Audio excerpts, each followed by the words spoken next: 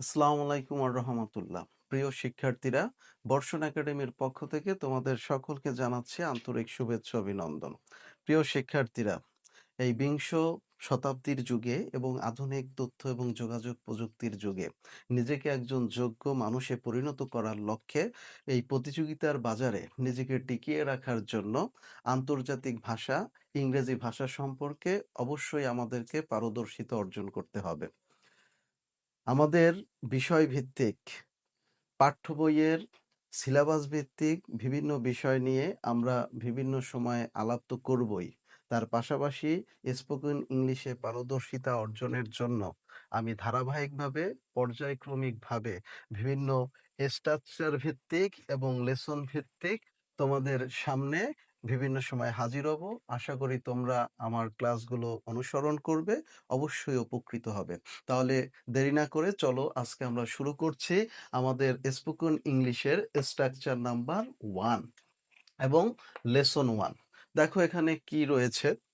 আসো, কাম। এসো না, ডোন্ট কাম। দেখো যখন হাবোদক আসো তখন কাম, যখন আমরা না ব্যবহার করব এসো না তখন পিছনে ডোন্ট যুক্ত করব। এসো না, ডোন্ট কাম। যাও, গো। যেও না, ডোন্ট গো। পিছনে কিন্তু ডোন্ট কথাটা আমরা যুক্ত করেছি। যাও, গো। যেও না, ডোন্ট গো।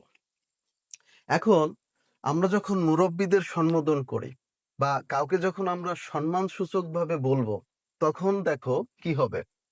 আসেন, মানে যখন আমরা আপনি সম্বোধন করব তখন দেখো প্লিজ কাম।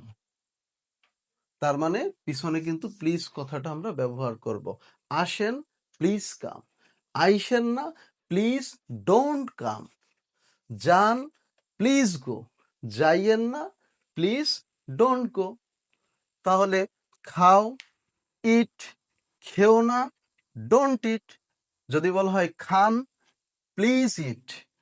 খাইয়েন না, প্লিজ ডোন্ট ইট। এবারে লেসন 2 দেখো কি আছে।